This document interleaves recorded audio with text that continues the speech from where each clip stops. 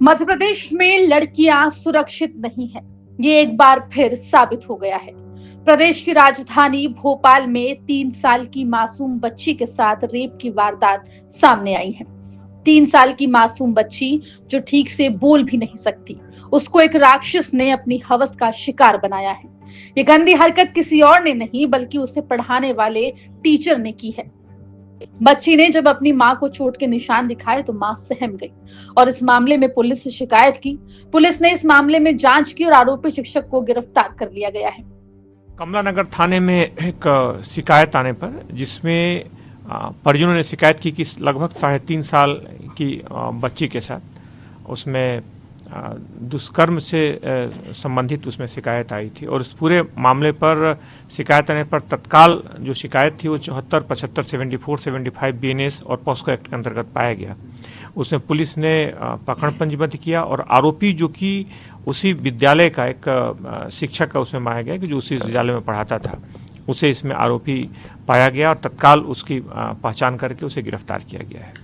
Sir, school का ये कहना है उनको जानकारी नहीं थी इन सारी चीज़ों की, पेरेंट्स ने भी उस तरह से नहीं बताया था, ऐसा स्कूल का कहना है। परिजनों ने पुलिस को शिकायत की थी। पुलिस ने उस पूरे मामले की तस्दीक की और तस्दीक के बाद उसमें आरोपी की पहचान करके उसमें उसे गिरफ्तार किया गया। चूंकि जब इस मामले में स्कूल शिक्षा मंत्री उदय प्रताप सिंह से सवाल किया गया तो उन्होंने कहा कि आरोपी को गिरफ्तार कर लिया गया है, स्कूल सिस्टम पर भी कार्रवाई की जाएगी। माननीय जी ने लगे हाथ ये भी बता दिया कि राज्य में 50,000 स्कूल और 1.5 करोड़ बच्चे हैं, तो ये एक बड़ी चुनौती है। स्वाभाविक रूप से दंडनीय है और मैं अभी ऑफिस ही पहुंच रहा हूं, बात करूंगा और जो दोषी हैं, अगर सिस्टम दोषी होगा तो स्कूल के खिलाफ कार्रवाई की जाएगी और व्यक्ति तो दोषी है ही, तो मतलब इसमें सरकार कहीं पीछे नहीं रहेगी। क्योंकि सर प्रदेश में 70,000 विभाग ने बोला सीसीटीवी कैमरे लगाए जाएंगे, उसके बाद भी इस प्रकार की घटनाएं नहीं लगातार। देखो प्रदेश बहुत बड़ा है, 85,000 की संख्या में स्कूल हैं, 1.25 करोड़ 1 करोड़ 30-35 लाख बच्चे हैं।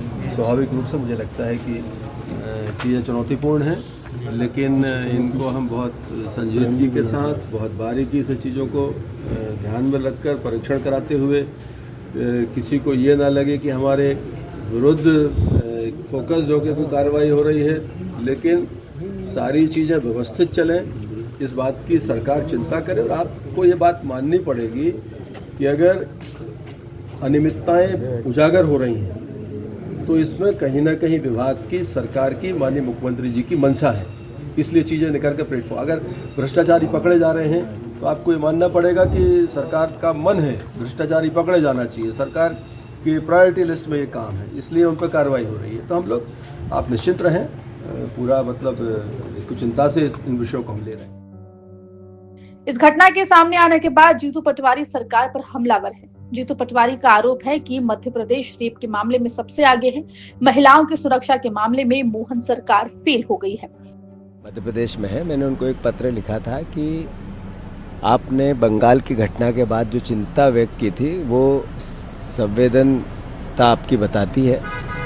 मध्य प्रदेश एक ऐसा राज्य है जहाँ पर 18 बहनों का रोज बलात्कार होता। आज ही जब आप मध्य प्रदेश में आ रहे हैं तभी 3 साल की मासूम के साथ भोपाल में बलात्कार हुआ और ये बलात्कार की घटनाएं रोज दिन पे दिन बद से बदतर स्थिति है मध्य प्रदेश की।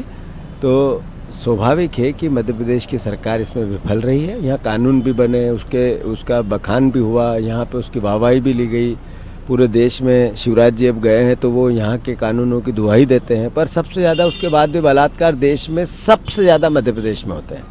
तो राष्ट्रपति महोदया ध्यान दें, आप भी अगर संवेदनता आपकी दिखी, सरकार से सवाल पूछेंगी तो शायद व्यवस्था सुधरेगी। मध्य प्रदेश में लगातार रेप के मामले सामने आ रहे हैं। अभी हाल ही में इंदौर में आर्मी अफसर की महिला मित्र के साथ गैंगरेप की घटना हुई थी, जिसके कुछ दिन के अंदर अब 3 साल की मासूम के साथ राज्य की राजधानी में ऐसी बर्बरता हुई है जो कानून व्यवस्था की पोल खोल रही है। भोपाल से रवीश पाल सिंह की रिपोर्ट, MP तक।